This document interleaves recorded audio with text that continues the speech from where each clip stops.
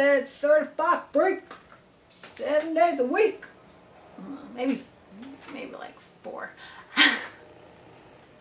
Welcome back to another Millennial in Debt video. If you are new here, hit that subscription button below and turn on the notification bell so you get every single time I upload a video. And while you're at it, if you're not following on Insta, you want to hit that link in the description box below as well. The handle, Millennial in Debt, duh. So you are here to talk about the 7 highest paying entry level jobs. Majority of these jobs require a bachelor's degree. So let's get right into it, right? So as of September 1st, I believe. So right, today is the 27th.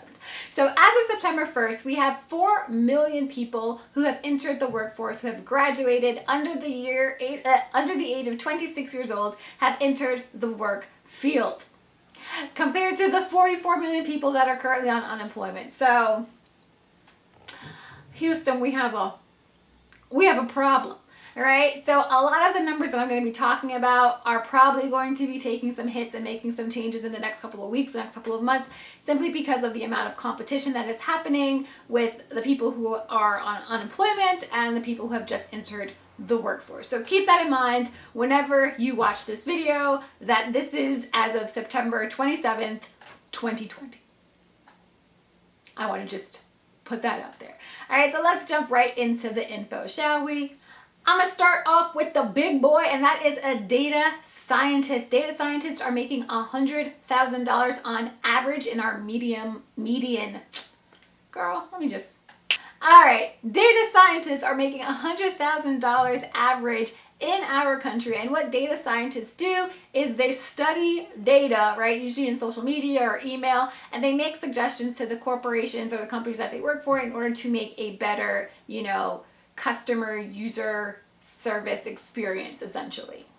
Software engineers are making $94,000 on average. Software engineers are like the basis of our lives right now. And if you don't believe me, you can just pretty much Google software engineering in any company that you're looking for, and they will have and be paying their software engineers bank, right? And a ton of my students, and they're 14, 15 years old, they already have what it takes, or the starting factor, to be software engineers. So software engineers are the people who are responsible for creating those apps that we love in the App Store. They're responsible for creating, video games. They're responsible for creating any software that we are using in our world, which is a lot. Trust me, a lot. So software engineers are making bank right from the beginning, entry level, and yes, you do need a degree to be a software engineer because it is hard.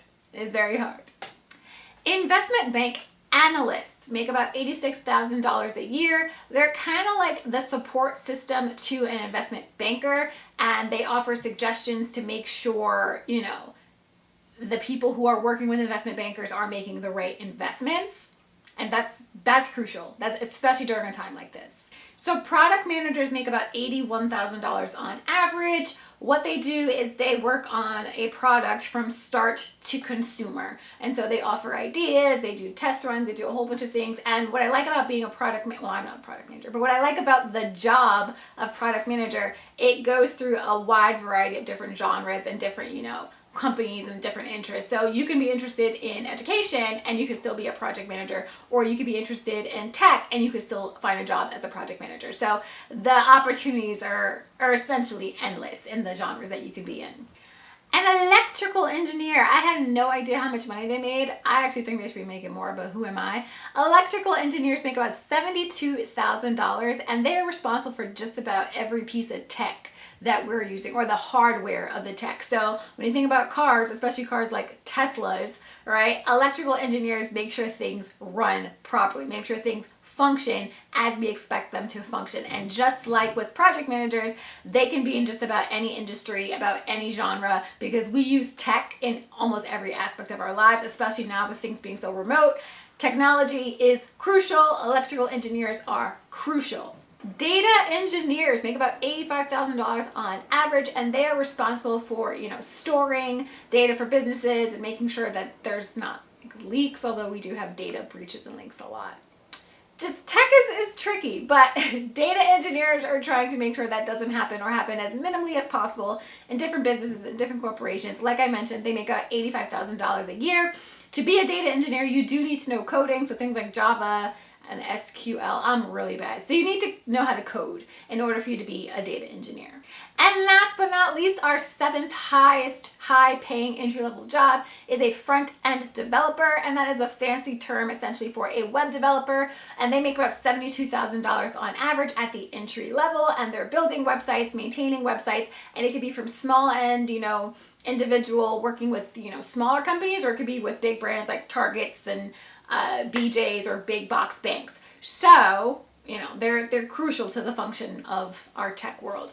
A lot of these jobs are tech related. I hope this was helpful if you're trying to make a pivot from one, job category into another, and you don't want to go back to school too much, or you want to know, how much bank are you going to be making right from the start. This video was for you, and I hope it was helpful, and I will catch you on the next one.